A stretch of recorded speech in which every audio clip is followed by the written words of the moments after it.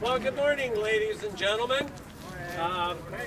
Thank you for coming out today. It's looks like we've got a bit of a rain shadow here for the next little while. My name is Brent Warren, and I'm the spokesperson today for the KLO Neighbourhood Association.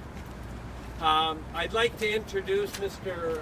Paul Clark, who is our president and has been leading the charge now for several years.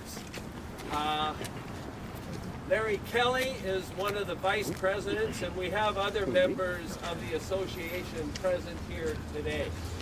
So once again, welcome to our press conference. Can you come a little closer to the mic for us there?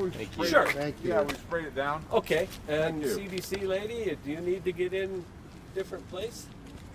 Yeah, by all means. Is that okay? Yeah, I think it is. Oh, good. Wonderful. Thanks, Brent. Okay, no problem. So, what we're here today to talk about is what we're seeing happening in the Pandosy Lakeshore area. We believe that the amount of density that is being proposed for this area is going to cause significant difficulties, not only for the people in the Pandosy Lakeshore area, but for all of Kelowna. Right now, it's very interesting. The current OCP, Official Community Plan, that's in effect from 2010 to 2030, called for 1,600 housing units to be developed in this area. Currently, there are closer to 6,000 units being proposed. 3.5 times what the OCP had envisioned. Right now, there's development permit applications by park development at KLO and Lakeshore, or Pandosy, that is 2.5 times the height that the bylaw currently allows. 2.5 times. The development behind us that is being proposed by the Stober Group is 3.5 times, 14 stories. The current bylaw calls for a maximum height of 4 stories. We believe that this intensive or hyper development is putting enormous stress on our infrastructure and on our traffic and on our community. We believe that the traffic and the parking congestion is only going to get worse if we don't do some smart development. And that means taking a look at different approaches, which I'll explain a little bit later. If you are from the upper Mission or the lower Mission, you already have a horrendous commute time. Imagine when they plunk another 4,000 units, 8,000 people, 7,000 vehicles in a plunk in front of your commute. It's going to be horrendous. Unfortunately, the cost of all of this development is being borne by all of the taxpayers of the city of Kelowna. Right now, there is a $400 million deficit between what development pays and what development costs over the next 10 years. The Kelowna City Capital Plan envisioned $650-some million being spent over the next 10 years related only to growth. That doesn't include renewal or new services. That is just merely the cost of paying for all of this development. We believe that that's excessive. Indeed, it's becoming unsustainable. Between the 2018 and the 2019 capital plan for the city of Kelowna, the cost of growth infrastructure went up 17%. That's totally unsustainable. Indeed, last year, City Council had to impose a development or infrastructure levy on every taxpayer in the city of Kelowna to pay for that development.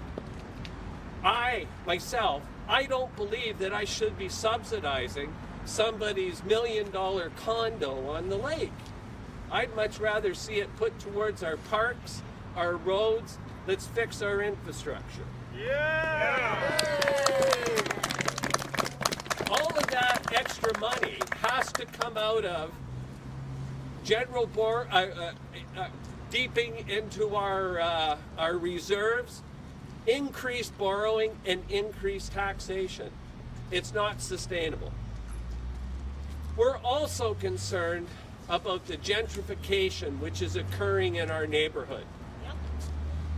The Pandosy Lakeshore area was always known as being an affordable area of the city of Kelowna to live in. We've got several places, if you can walk around and you can still see the old houses from the Kelowna Land and Orchard Company that used to house their employees. They're being ripped out exponentially. We have 3 mobile home parks in this area: Hiawatha, Shasta, and Central. The poor people in Hiawatha just recently got their eviction notices. They're being forced out in the middle of winter to make room for Westcorp to develop a whole bunch of high-end townhouses. Where are those people going to go? I spoke to one of the fellows down there, and he was beside himself. He had no idea what was going to happen.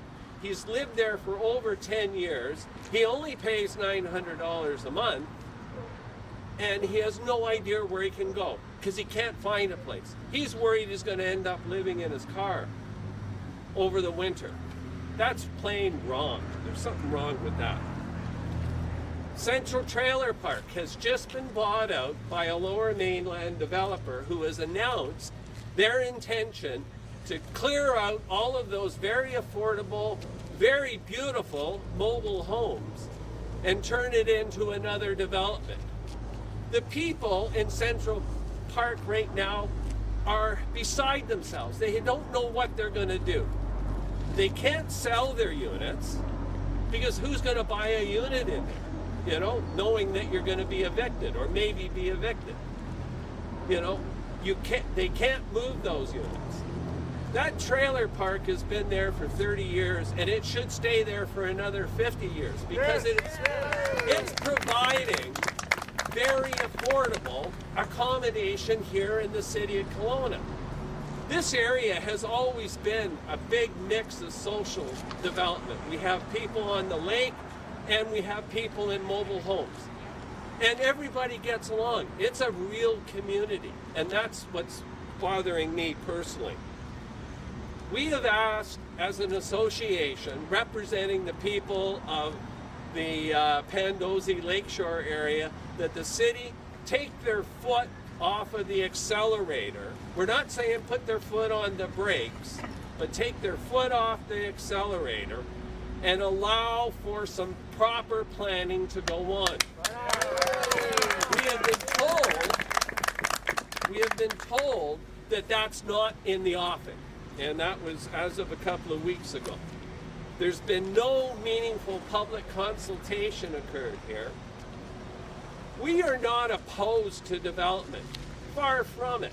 What we're opposed to is this hodgepodge approach which is currently happening and the lack of proper planning in the community.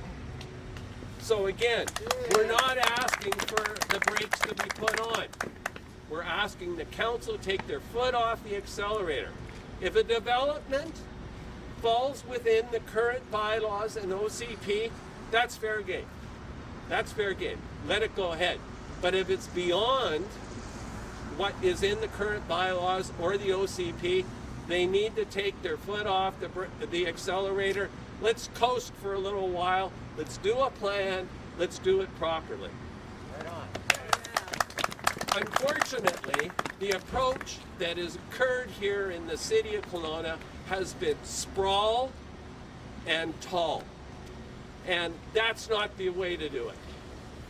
we've done quite a bit of research, and we've got several people on the association that are, have masters in planning, that are promoting another way of doing things, and it's called smart density, or what the Ryerson University calls distributed density.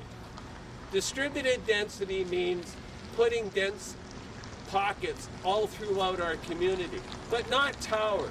Like, we're talking 4-story, 6-story buildings, we're talking row houses, townhouses, duplexes, secondary suites, and we can do it.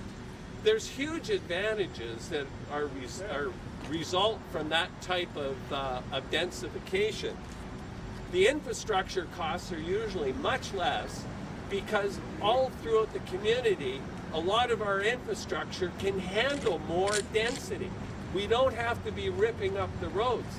Anybody that was here this summer remembers the 6 months that Sortie and Casarso were ripped up because they had to increase the water lines to service a couple of new developments. I mean, that's just wrong. The other issue, or the other advantage, or one of the advantages with dispersed or distributed density is the reduction in traffic congestion, because now the traffic is being spread out all over the community. It's a lot more environmentally sustainable. I've been in the building business for over 40 years, and I can tell you that high towers made out of reinforced concrete are one of the most environmentally challenging things that you could do. Making cement is horrendous with the energy and the amount of greenhouse gases that it creates. 4-story, 6-story buildings are traditionally built out of wood that is a renewable resource. So the other big advantage with this distributed or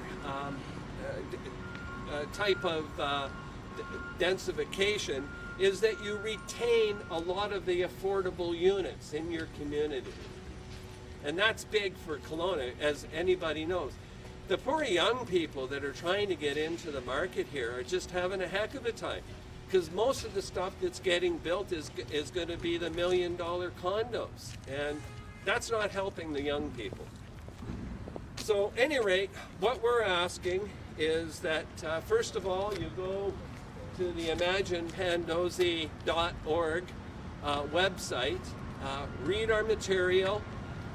We have a survey which we just launched 24 hours ago, and we've already got hundreds of responses. So thanks to the folks that did respond. And we'll be presenting those, by the way, to City Council.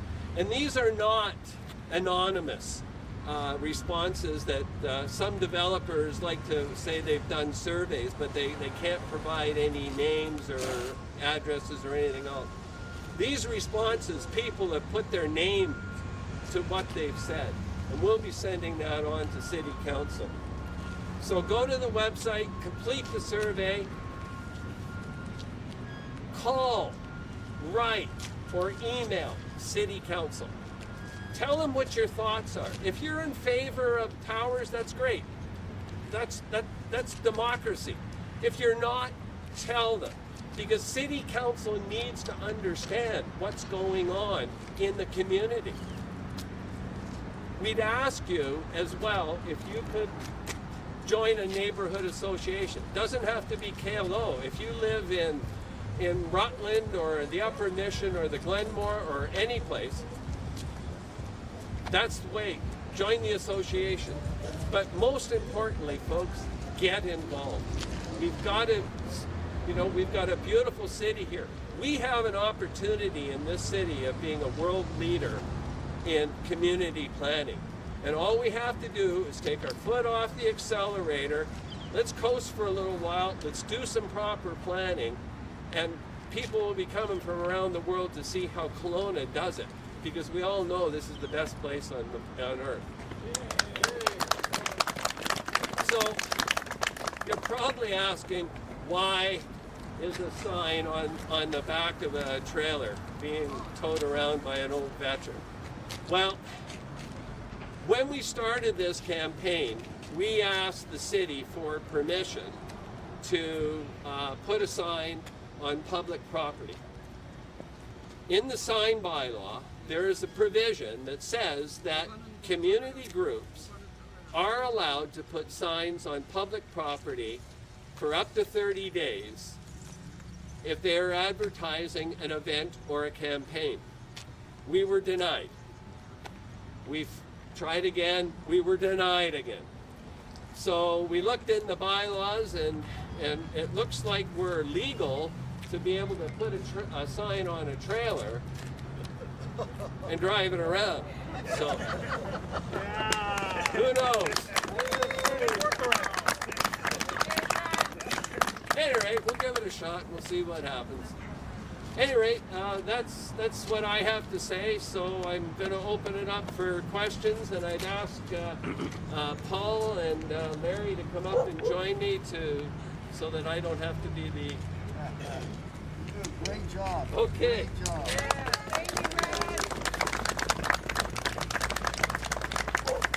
So I don't know if there's any questions or... Can we get the spellings of your name just for the record? Yes. Both of you guys? Yeah. Okay. Alright, over here. Hi. I would like to bring your attention to a piece of art, that road behind you. Living, breathing trees. Yes. The city of Corona only believes in clear cutting, scraping the earth down to nothing, planting a building from end to end. I didn't think the young people were into that at all. They're not. I thought we were blamed for the environmental disaster, but I can see now that will be gone within months. I am on the trail card. Take a walk. Listen to the birds. It's all alive. It will be dead. That's thank you.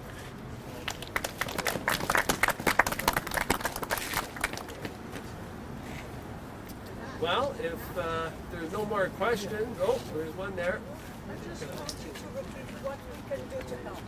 Oh, well, what you can do to help is, first of all, go to the Imagine Pandosy website, complete the survey, okay, and then let the council know what it is your feelings are. You can phone them. We give all the contact information on our website. You can email them, you can write them, you can try and find them in a coffee shop and have a conversation. Because that's what this is all about, is a conversation that we need to have, that we need to take our foot off the accelerator here and coast for a little while. Since we're standing right here and the Stover development is proposed right in behind your sign, would you care to talk about the 9-story building that they proposed right here on the corner by the pay booth? 9 stories tall. It's just 14 not no, so no, it's unreasonable. 14. I know that they've tried to adjust that and maybe bring it down. It's 14 stories. Oh, 14, okay, well there you go. That betters my point then. Standing right there. Yeah, 14 14 stories. stories tall. Yeah. That's insane.